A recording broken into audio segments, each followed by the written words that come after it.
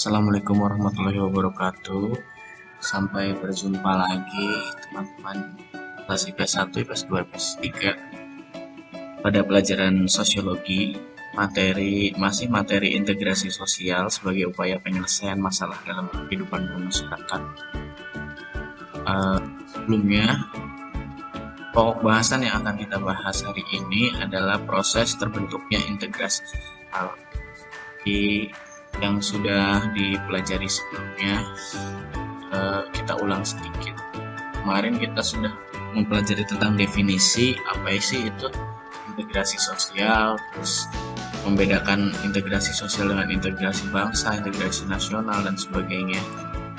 Lalu kita juga sudah belajar tentang faktor pembentuk dari integrasi sosial. Lalu sekarang saatnya kita akan mempelajari tentang proses terjadinya integrasi sosial. Bagaimana sih sebuah integrasi sosial, ataupun kalau konteksnya nanti bangsa berarti integrasi bangsa. Kalau misalkan itu bangsa itu sudah menjadi sebuah nation atau negara, konteksnya kita geser menjadi sebuah integrasi nasional. Baru nanti yang terakhir kita akan mempelajari tentang bentuk dari integrasi sosial itu sendiri. Sebelum kita mulai, kemarin saya sudah meminta teman-temannya untuk menonton film, yaitu film Divergent ya. Bagi yang belum, mungkin nanti silahkan untuk menonton lebih dahulu. Teman-teman bisa amati bagaimana sih bentuk dari masyarakat secara keseluruhan dalam film tersebut. Di awal cerita, bagaimana sih bentuknya, bagaimana sih ada pembagian kerja atau pembagian kelompok di situ, terus ada juga bagaimana sih rekrutmen yang ada di dalam masyarakatnya dan sebagainya, sampai terjadi konflik dan akhirnya masyarakat itu berubah untuk menghancurkan sistem yang lama dan mengintegrasikan menjadi sistem yang baru. Nah, nanti setelah mempelajari materi ini, saya berharap teman-teman bisa mengambil contoh dari film tersebut untuk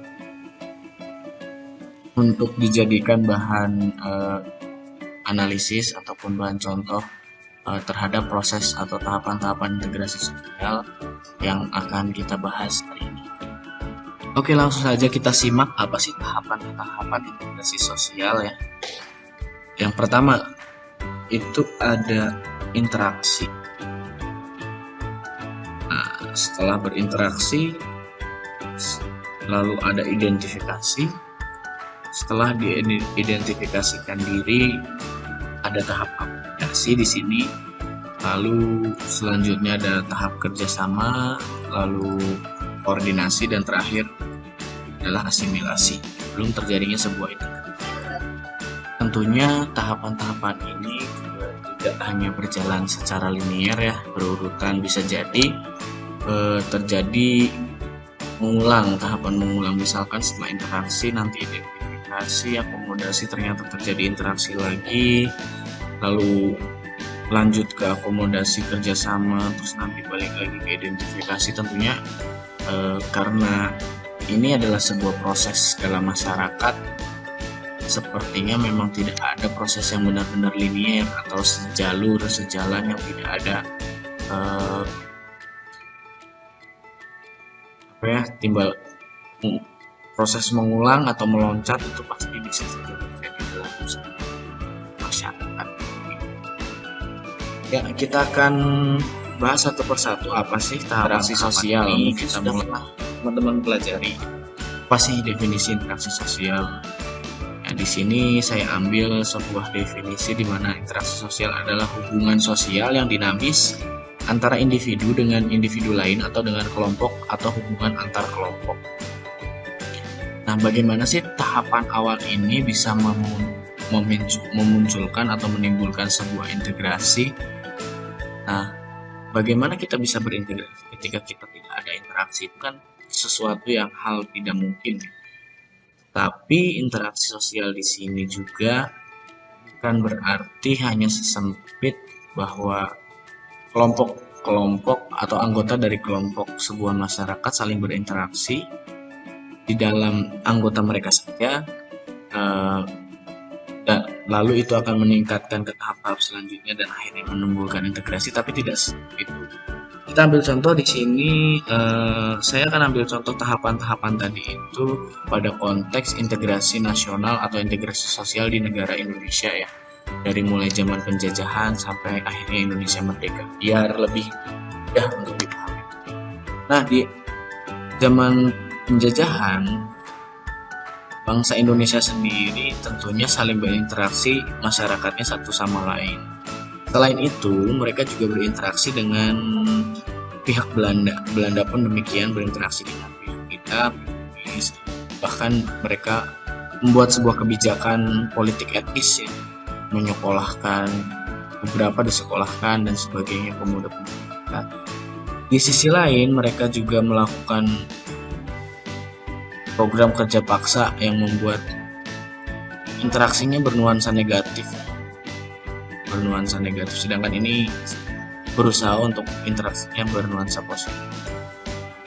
Lalu selain dengan mereka, kita juga berinteraksi dengan kaum-kaum pendatang dari bangsa lain, seperti pedagang dari Arab, lalu dari India, terus dari Cina, yang di situ juga menyebarkan pemikiran-pemikirannya ya. Karena kan di sini ada proses yang dinamis, jadi saling memberikan pengalaman, mempengaruhi pengalamannya, memberikan pemikiran, ideologi dan sebagainya. Bahkan agama mungkin juga interaksinya masuk di sini. Nah, bahkan Belanda juga menyekolahkan mahasiswa kita di luar ya, di Belanda, di negerinya Belanda pada waktu itu, sebagai bentuk politik etisnya yang ternyata membuat mereka justru berpikiran maju karena berinteraksi dengan orang-orang lain dari berbagai negara yang merdeka, yang membuat mereka sadar kalau mereka adalah sedang menjadi bangsa yang terjajah.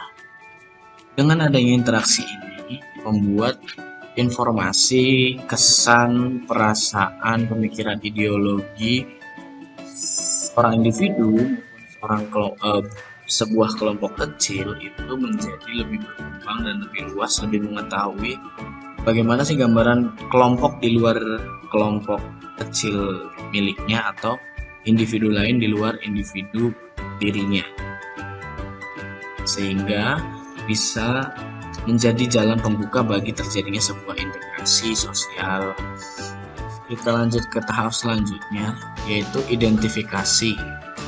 Di sini pengertian identifikasi itu merupakan sebuah proses kognitif di mana individu menganggap dirinya memiliki kualitas atau karakteristik yang sama dengan kelompok sosial tertentu.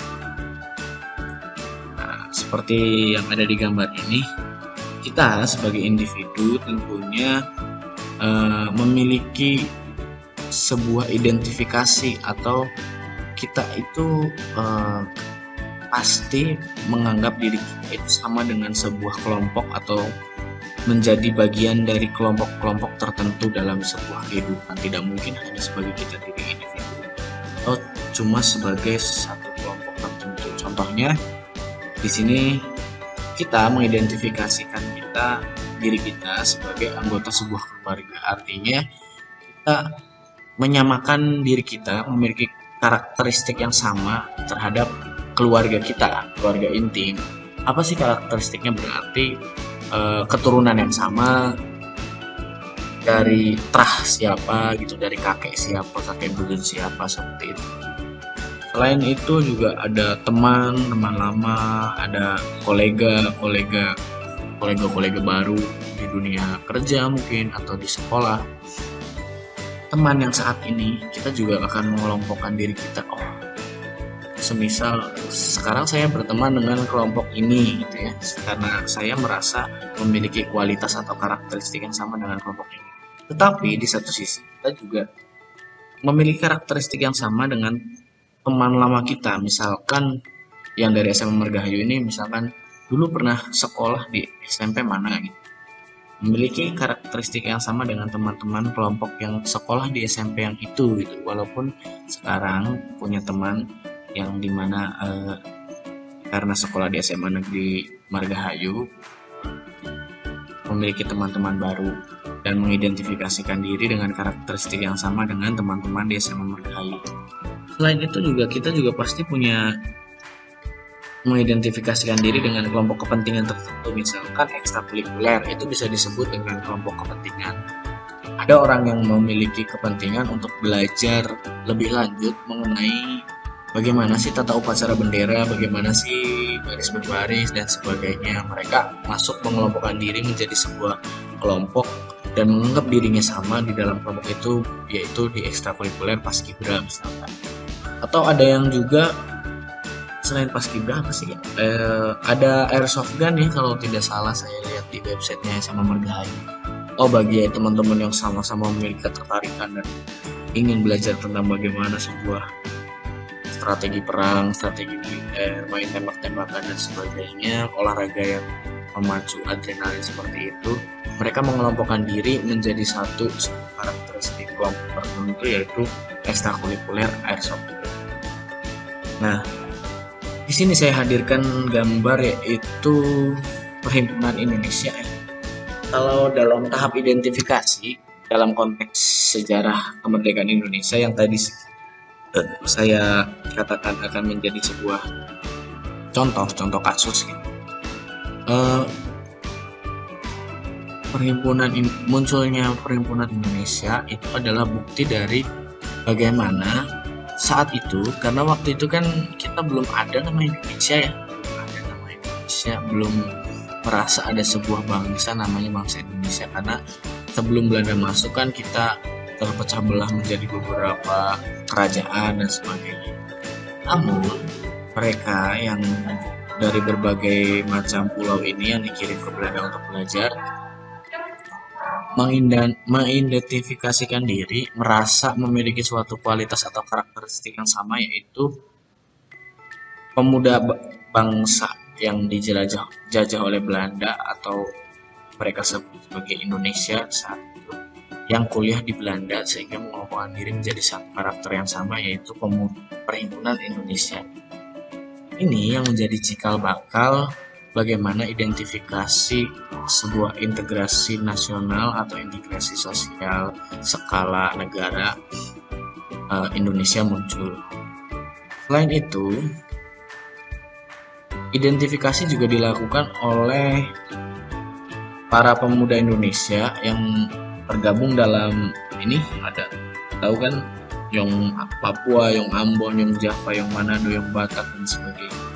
Mereka membuat sebuah konferensi pemuda ya, mulai dari yang pertama, yang kedua, yang paling terkenal sampai menghasilkan yang namanya Sumpah Pemuda. Itu adalah bentuk dari mengidentifikasi diri.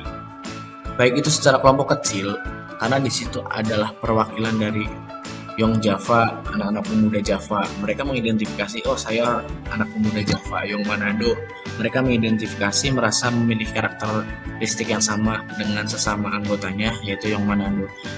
Itu identifikasi secara kecil di kelompok kecil. Lalu mereka dengan adanya Kongres Pemuda dan akhirnya menghasilkan Sumpah Pemuda dan sebagainya itu, mereka mengidentifikasikan diri secara lebih luas, secara lebih besar, yaitu sebagai sebuah bangsa Indonesia. Identifikasi ini menjadi penting dalam sebuah proses integrasi karena mudah tidaknya kita melakukan sebuah integrasi itu sebenarnya tergantung pada bagaimana seseorang atau kelompok tersebut melakukan identifikasi.